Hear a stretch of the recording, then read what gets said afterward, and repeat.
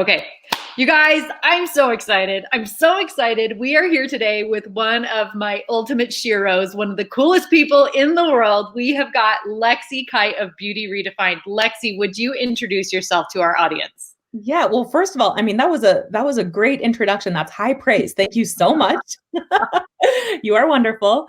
I am Lexie Kite. I am one half of the identical twin duo that founded and directs the nonprofit Beauty Redefined. And we're actually going through a bit of a rebrand right now. So we are moving everything over to the name More Than a Body to go along with our forthcoming book. We feel like we kind of outgrew the name Beauty Redefined. So that will still be the name of our nonprofit for right now.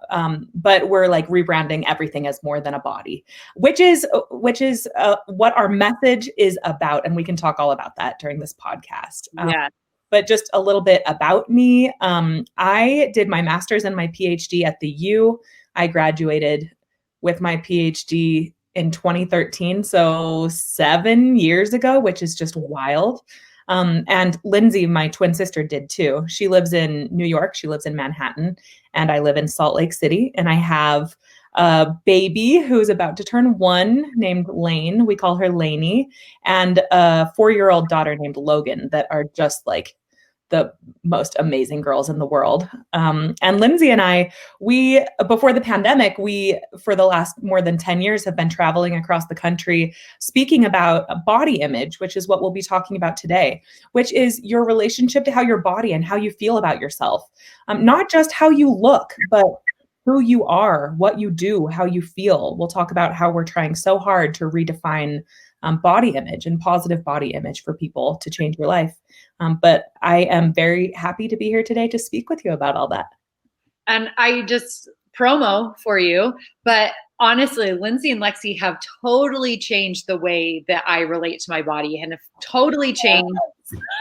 If you're not on video, she's like pumping her fist in the air. I mean, it is absolutely life-changing what we're doing, what you're doing, not what I'm doing, but what you're doing. And just so everyone knows, before we even get into the interview, I am hosting my very first ever book club featuring this book, More Than a Body by Lindsay and Lexie Kite, which you can get on Amazon and pretty much anywhere where books are sold, right? Yeah, it's at Target, it's at your local bookstore, it's everywhere. Okay. And it's on pre-sale right now. It doesn't come out till December 29th. Yeah, 29th. Yeah. I haven't been watching that date at all. I'm not like waiting. Oh, me too. Oh. So if you are interested in being part of my first ever book club, go grab the book. I will be updating you online, but I'm so excited for it. And let's dive into it. Let's dive into it because I want to talk about this because this podcast episode is going to be going live in December. And December is the month where women, well, I guess everyone starts thinking about what goals they're going to be making for January. And one of the goals, I know I made this goal for 30 years straight, was to change something about my appearance, whether it was just to drop weight or to drop weight plus add muscle or whatever that was. And guess how successful I was? I usually failed. So, and I think that's something that might resonate with a lot of women, that they feel compelled to make these goals, even if it hasn't made them happy in the past. So why do you think we feel so compelled to make these goals to change our bodies? Such a good question. And it's such a good question because it's something that we have to interrogate. We have to ask ourselves, why do we feel so compelled to change ourselves? Why, at our very core, from the time many of us are just little, are we making goals to fix, in quotes, fix our bodies? For most girls and women, that is a normal part of life. Boys and men, of course, face similar challenges. They often want to bulk up, but girls and women are told that we need to take up less space. This is a message that confronts us from a million different places from the time we are just little. You know, I told you I have a 4-year-old daughter. We just got Disney Plus recently. My background in my studies, part of it is in media literacy, which is the ability to really understand why media is created the way it is and what impact it has on our lives.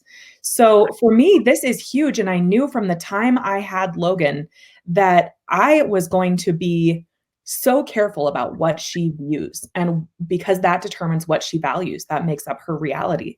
And we got Disney Plus because we wanted to watch Hamilton, months back in quarantine.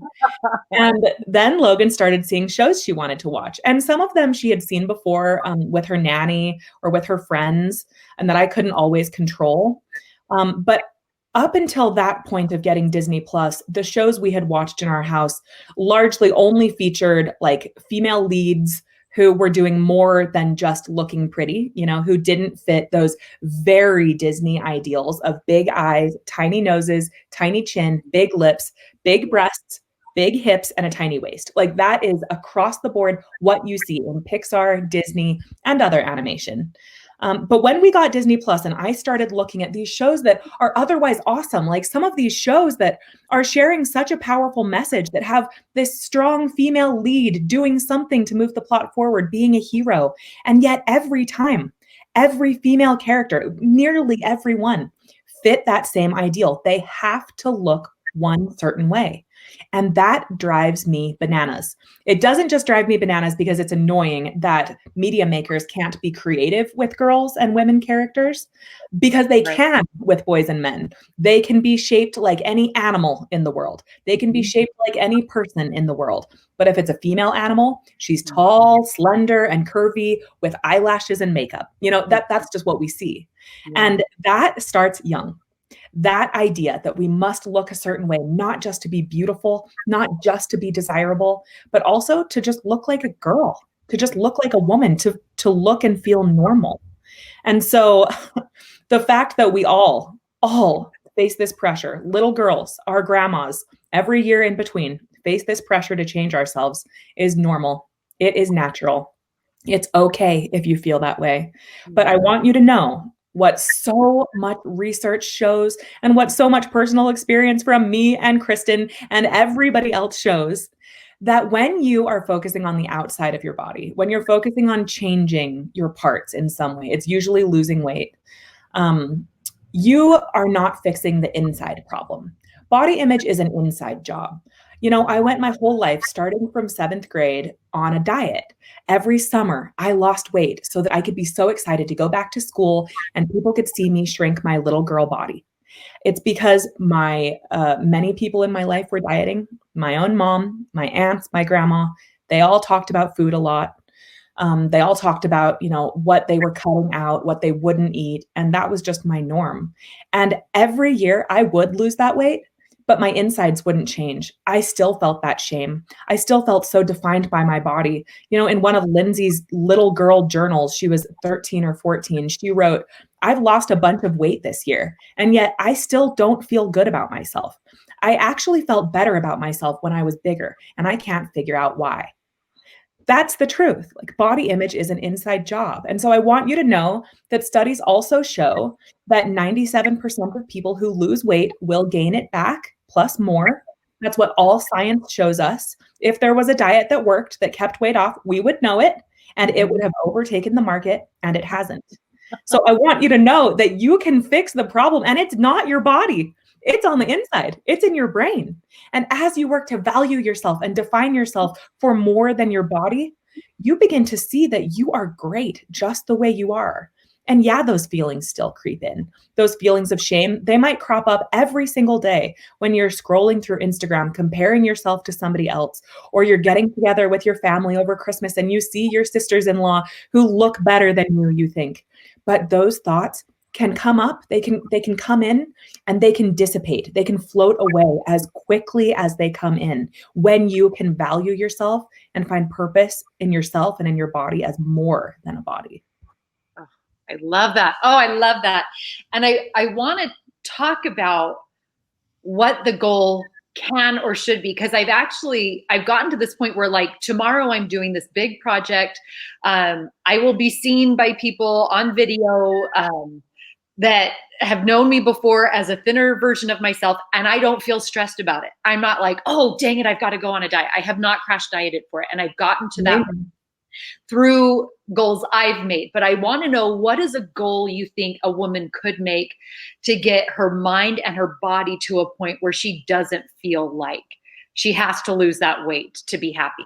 Oh, I love it. I mean, there's lots of goals you can set. If we're talking about, fitness, depending on your ability level and what you can do, we talk about this idea that is just a paradigm shift. It can change your whole life when you think about your body as an instrument instead of an ornament.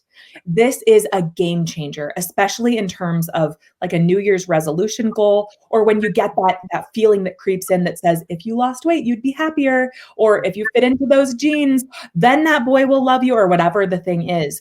When those feelings crop up, and they will, replace it with this idea that you shout to yourself, that you write on your mirror. I've got it on my mirror right here. We have these little mirror decals that say this on it. My body is an instrument, not an ornament. Your goals can reflect that. So for me, for the last, well, since April, so that's a long time, like 8 months or so, or 7 months, I bought a treadmill during quarantine. And every single day that I can, I take 45 minutes on the treadmill. And it has been amazing. I started when my baby was 3 or 4 months old, but my goal wasn't for weight loss. Because I don't weigh myself. I don't know what I weigh. My goal, what it could, even though that does creep in sometimes, that is not my goal. And guess what? I have been working out consistently. I am in like such great physical shape, but my body hasn't changed at all. Like not even my post-baby body. It has not changed. I wear the same clothes. They fit the same, but I am in great shape. And as I'm hiking, so I hike on the treadmill. I put it on a really steep incline and I hike, and I picture that I'm hiking outside, because one of my goals is that I've got this. So my husband is 6 feet 3 inches tall and just athletic. He can run up a mountain. He says he can't, but he can. And I want to hike with him and our babies, but I don't want to be nervous while I'm hiking that I'm holding him back. And so I have pictured myself hiking outside. So while I'm working out, I'm watching a show on my phone or on the iPad, or I'm listening to music, and I'm picturing myself just going, going, going. I feel my heart pounding faster. I feel my muscles tightening. I feel them, throbbing. And I am so grateful that my body can do that. And the endorphins that come when I get off that treadmill and I reward myself with my Diet Coke is amazing. I cannot tell you what it has done for my mental health, for my physical health, for my ability to see my body as something so incredible. I have not been dismayed by the fact that my body hasn't changed, because that means my body's doing just fine. I'm where I need to be. And according to the world, yeah, maybe I'm fatter than every single one of these ideals and media messages tell me I should be. And who cares? I have all the privilege in the world. I get to speak to people about what it means to value your body as an instrument, and I get to embody that. So I want every single one of you out there to do the same, to live your life as an instrument so that you can be an example, so that you can be an instrument to the world, so that other people can look at you, even though you probably won't fit the ideals you're sold, because they are designed to be out of reach. It makes hundreds of billions of dollars a year to make sure girls think they need to shrink, but that some parts of them need to be bigger. Their breasts and hips need to be bigger. Their lips need to be bigger. Their eyebrows and eyelashes, whatever the thing is, and everything else needs to be smaller. That's designed on purpose to make us feel bad, to spend all of our money and time. But we don't have to live that way. So other goals you can set, past ability, you can set goals for the time you spend doing something. Maybe you want to go on a walk with your neighbor every day just to get out, just to breathe the fresh air, to connect with somebody else. If you are at a place where you have a chronic illness, or you are in a lot of pain and you can't really use your body as an instrument like you'd hope, and it doesn't work like the instrument you wished it did, then you need to focus on everything else you can do in your body. Can you write? Can you create?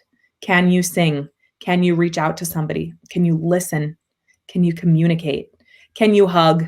What can you do? Those are all ways that we bring value to the world and we find purpose outside of our bodies. So I highly encourage you to set goals that have nothing to do with how you look, because those are the goals that bring you so much joy, that bring you connection and compassion and power. It's not the ones where you change your body. Oh, I absolutely agree with that. And And I'll add in here that one of the goals I made that made the biggest difference for me was to exercise intuitively. And by that, I mean that I started exercising for the joy of it instead of to punish my body. Yes. And so I realized one of the only forms of exercise I enjoy is rock climbing. I love rock climbing, and it's not great aerobically, so I do occasionally take walks. But when I started doing that, man, I love exercising, and it helps me appreciate, again, the instrument that my body is, and how, oh my gosh, I can get to the top of this mountain. Isn't that amazing? So instead of making a goal to beat your body into submission, making a goal to celebrate what your body can do by exercising in a way that you love. I think I think that's a powerful thing that you've done, where you're on a treadmill, but it's about more than how many calories am I burning, or how many minutes did I get in. It's an expression of joy and a goal towards something that really matters to you. So I love that. Thank you. Yeah. Okay. So, and we kind of passed over something that I wanted to come back to, because you're a mom, and a lot of my listeners are moms, and they're going, oh my goodness, what do I do to help protect my daughter? Because I think as women, we recognize, like, this does not feel good. It does not feel good to hate your body, and we don't want our daughters to hate their bodies. So what can a mom do? What kind of media choices can you help your daughter make? And I'm going to jump ahead of where you're actually at as a mom to those teenage and teenage years. If my daughter has social media, if my daughter has her YouTube, influencers that she loves to watch, what can I do to help protect her from the messages that she might be getting? Oh, it is so tricky. We go into this in extreme detail in our book. Like, we have a full checklist for what to talk to your kid about when they want to join social media, with the caveat that it's a different age for everybody. And there's not a blanket age where it's acceptable to say, yes, now join Instagram, TikTok, Snapchat, the like. But I would highly recommend that you do whatever you can to keep your kids off social media as long as possible. Because the second they enter that world, I mean, everything changes. Like, every bit of research tells us that girls and women spend more time on social media than boys and men.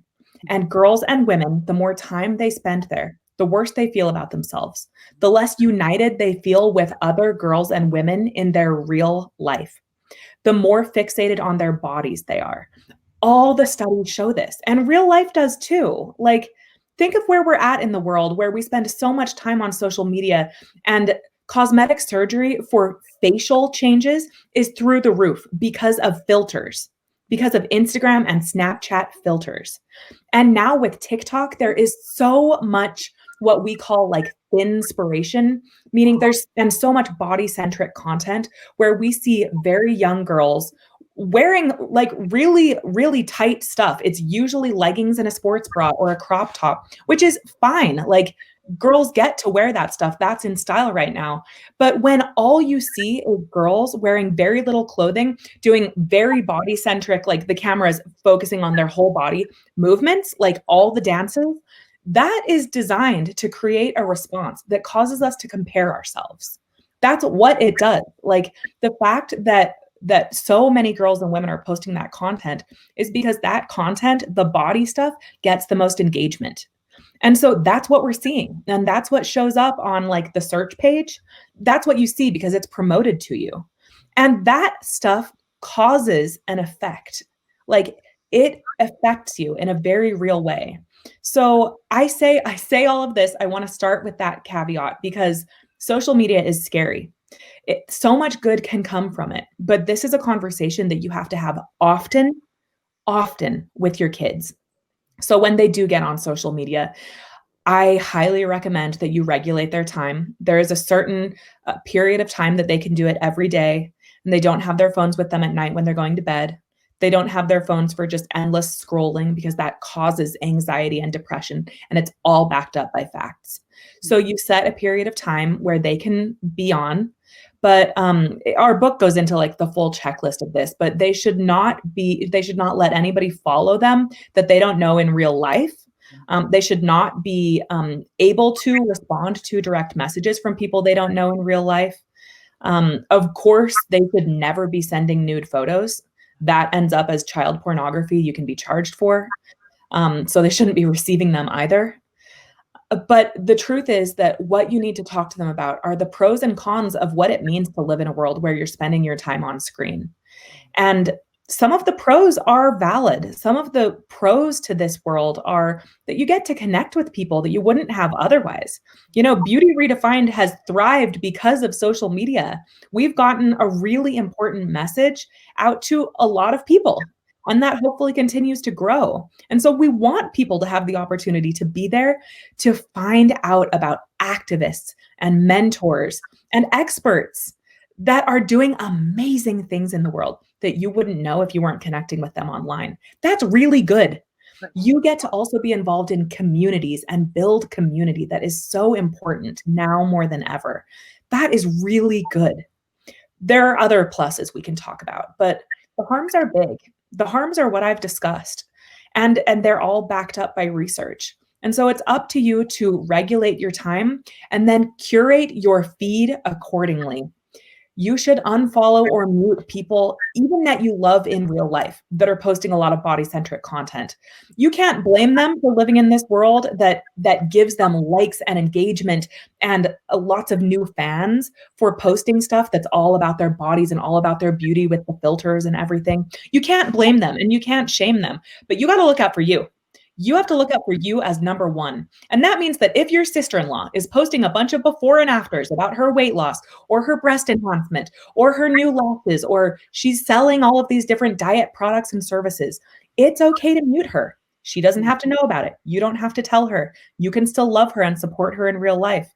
But she doesn't have to be a part of what you follow on social media on your feed. The same goes for everybody. In my own life, I don't follow any like influencers that do anything related to like fashion. And I love fashion. But I find that when I'm following like fashion bloggers and influencers in that realm, that it makes me self-objectify. It makes me picture myself living instead of just living. I start to feel self-conscious and like I need to spend money to like look better. And that's just this constant thing. So I don't follow anybody that does that. I follow activists. I follow friends in real life.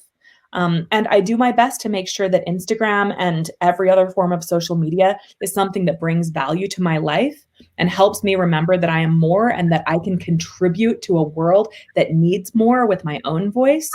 But the second I feel like I'm self-objectifying, like I am getting too self-conscious of who I am, what I have, what I look like, I step away, and I highly recommend it. One of the strategies that we shout from the rooftops is a media cleanse, a regular media cleanse.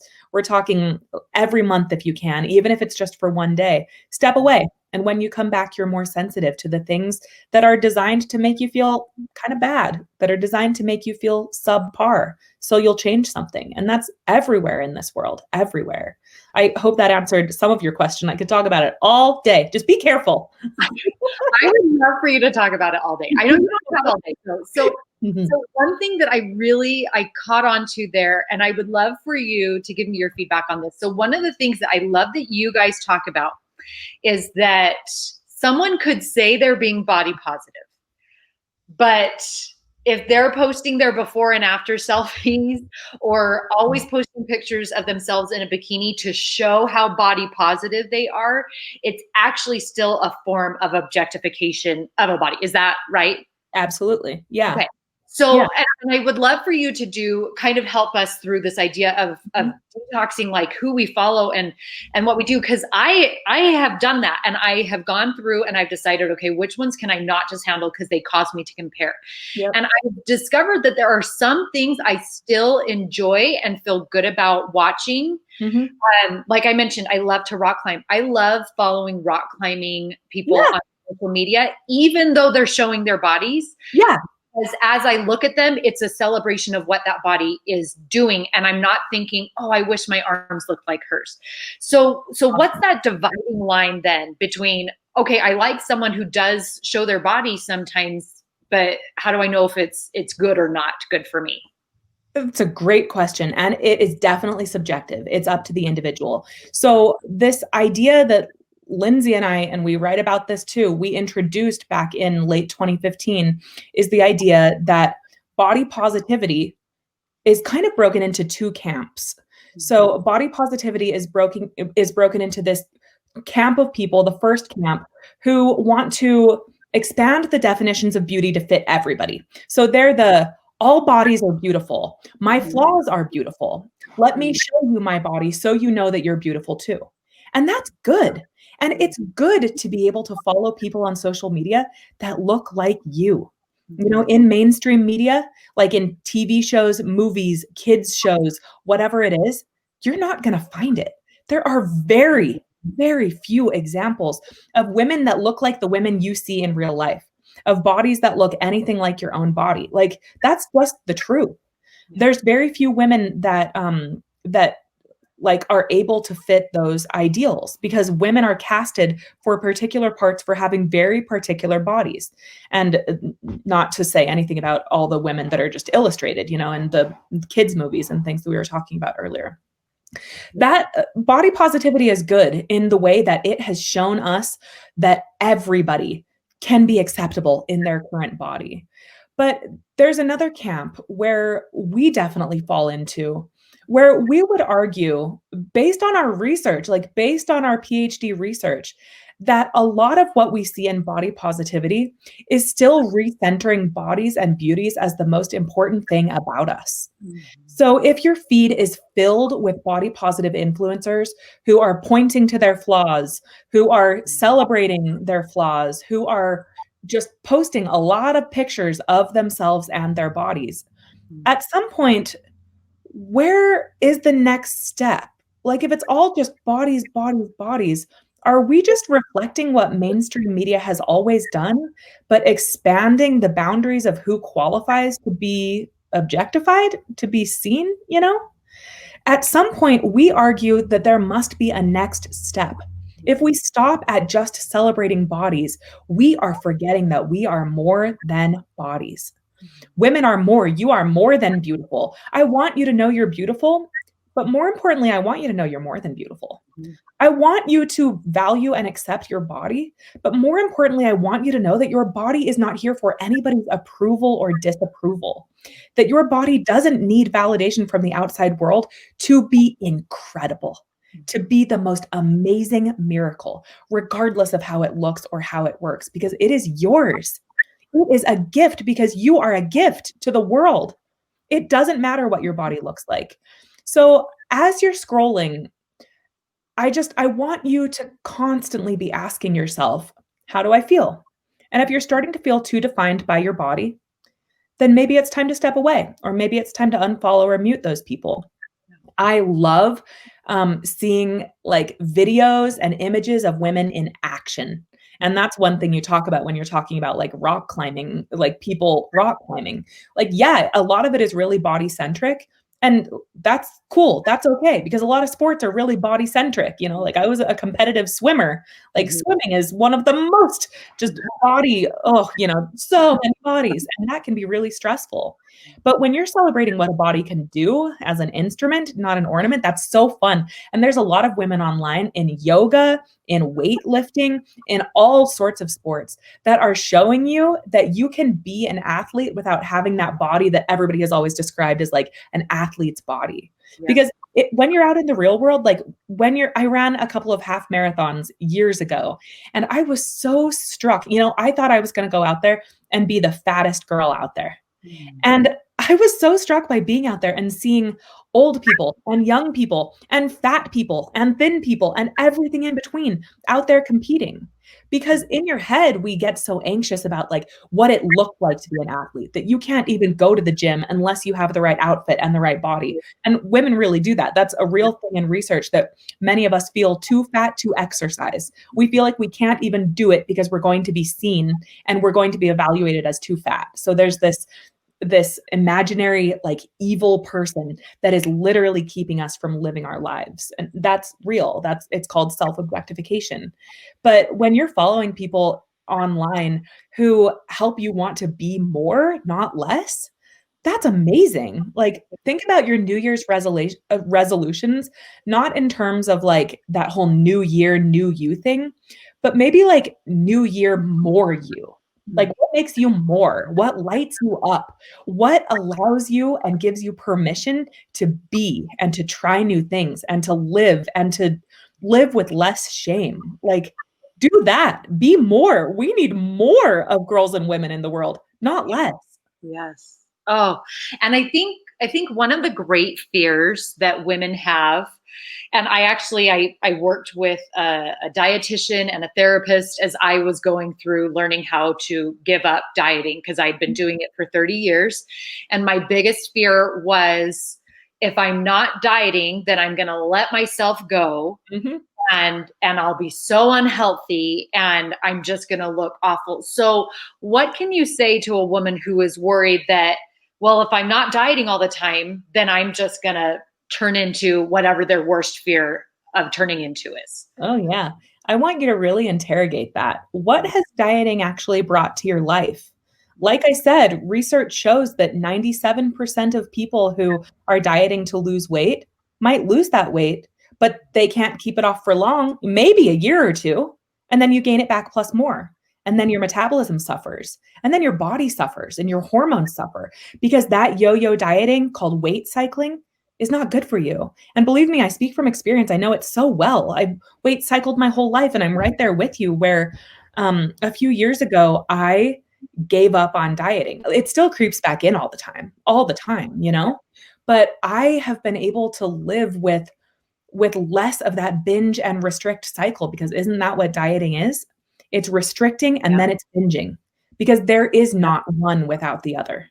There is opposition in all things, including binging and restricting. If you are dieting, like we're all like a diet is what you eat, but if you're on a diet to lose weight, you are then going to binge and you will have an unhealthy relationship with food. So what is the alternative? We always think of like this scary idea, like what if I gained a bunch of weight? What would happen to me? Well, let me speak from experience first. I've gained a bunch of weight. Yeah. If we're being honest, I'm pretty sure I'm the fattest I've ever been. And I'm also the happiest I've ever been. None of my worst fears came true when I gained weight. I You need to evaluate your privilege.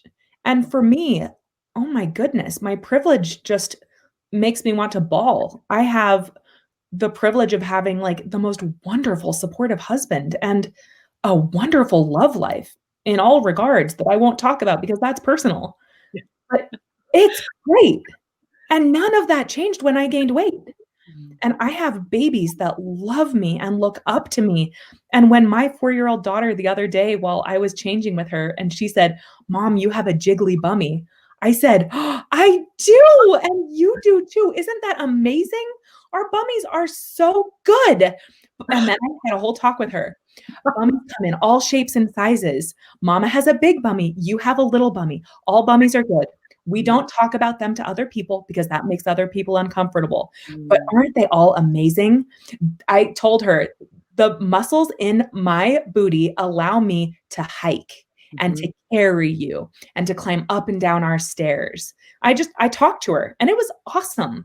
And I was able to do that because the value judgment I've placed on fat isn't there like it used to be because I'm a lot fatter than I used to be, and my life is awesome. My career is awesome. My opportunities are awesome. Of course, when you think about gaining weight, you just have these fears that only live inside your head that tell you that somehow people are going to be disgusted by you or that you're going to lose out on opportunities. And in some ways, maybe you will. Like it's hard to date in a world where you're fatter than you want to be because we live in a world where men are taught from a very young age that only thin women are the ones you should love, even when they prefer all different sizes of women, you know? Like these are real things. And of course, some of us have more privilege than others. If you can fit into typical public seating, if you can fit in an airplane seat, if you can buy clothing in your size at a typical store you can walk into, you've got privilege. You're good to go. You're gonna be okay. Like, of course, we all face body shame and body image struggles. Those happen regardless of how big or small you are, how close or far you fit beauty ideals. But for women who can't fit in regular public seating, and for people that can't buy their clothing in most stores, like that is difficult. That is systemic. It's discrimination. It's incredibly difficult for those people. And yeah, some of those people are listening, and it's okay that you feel that shame. We live in a very fat phobic world, but a lot of people that are listening right now can fit into seating, can fit into clothing, and are dealing with body image that comes from thinking that gaining 20 pounds is going to ruin your life. I want you to know that if you need to get out of a binging and restricting cycle, and that means that your body needs to heal itself by gaining some weight, that is where your body belongs, where you can live a happy life and be able to eat Thanksgiving dinner and not feel guilt and not think you have to work it off, where you're able to eat without counting and weighing everything. That's a good life. That's a life worth living. And it is worth the 20 pounds or the 40 pounds or the however many pounds it needs to be. I promise I'm living proof. And I also say it from a research backed perspective. You can feel really good about yourself, regardless of how you look. And research backs it up. I think that's so important. And one of the things that I've actually worked on, I continue to go to therapy and work on this, is that it's also okay to get to a point of body neutrality. I don't have to be like, I love the way my body looks. I can just say, I am so grateful for my body. What a gift it is. And that's okay. That's it. I think a lot of this body positive movement makes people feel like, oh, well, I have to feel so comfortable. I'll wear a bikini to the beach and show off my skirt. I'm not going to wear a bikini. I'm not comfortable in it. And I still love my body. So I love that you're talking about that, and that body neutrality is also good. Okay. I got one more question, but I want to really, really quickly, and I didn't tell you I was going to do this. I want to really quickly just help make some goals, because I know women who are listening are like, okay, so what are the goals I should make? And as you were talking, I just kept thinking, okay, these are some of the goals that I made that really helped. So I'm going to list a couple I made that have really helped me on my journey. I hate that word journey. I don't know why I just said it. On my path to body neutrality. And then if you would share some goals you've made or goals you feel like women could make to help them be happy. So one thing that I did that changed my life was I gave my old clothes that I was hoping to fit into away. And I honored where my body was at, and I bought new clothes. And guess what? Walmart sells great jeans for $20. Okay. So if you're on a budget, Walmart has great jeans for $20, but that was so huge to honor where my body's at and not try and force myself into a size I used to fit into. Another goal that I made was to eat the way I think my body wants to eat, and not eat with a specific, like, you can, you can't, this is the end goal. Because here's the great thing. You can reach that goal in one day. You can feel healthy with the way you're eating in one day. Yeah. Instead of waiting until I lost 20 pounds, I'm like, awesome. Today was a great day. I ate in a way that honored my body. So I think those two things have been really huge, where I honored where my body's at by wearing clothes that actually fit. I honored the way my body actually wanted to eat, rather than trying to follow what someone said I needed to do to lose a certain amount of weight.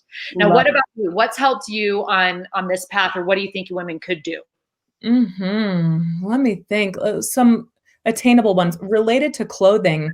A lot of people are really triggered by their clothing size, and they won't, they either will wait to lose weight until they go shopping for new jeans or whatever the thing might be. I would say set a goal to buy clothing that fits you now, regardless of what size it is. Cut out the tag if you need to. Who cares? Sizing is not standard. So at one place, you're going to be 5 sizes bigger than the other place. Seriously, just buy clothes that fit you. Along those lines, I wear a lot of things that have give and stretch to them.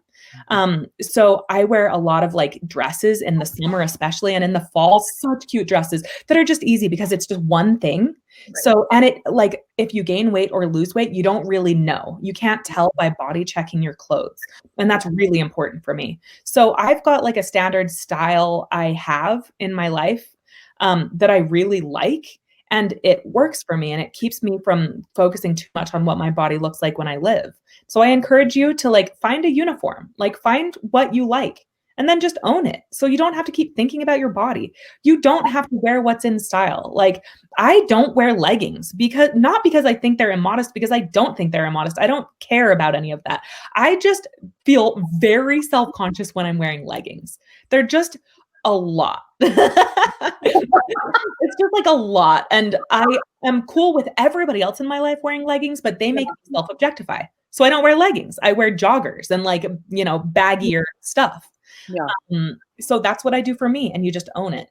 Another thing that I think you can do is if you have been holding off on doing something because of how you look, it's time to do it anyway. And this can be big or small. It can be taking family pictures that you haven't wanted to do because you feel self-conscious. You schedule those family pictures. You do it. It is as little as you're really afraid for anybody to see you without like your eyelash extensions or mascara or whatever that thing is. There's a billion-dollar industry only devoted to eyelashes, and almost every girl or woman has been the prey of these companies. Boys and men haven't. Boys and men don't think about their eyelashes. None of them are self-conscious of maybe a few of them that have really blonde ones, but they're not thinking about their eyelashes every day when they wake up.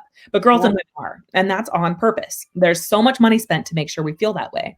So you can take an inventory of what you're doing out of shame and what shame is driving you to do, and then get rid of those things from your routine.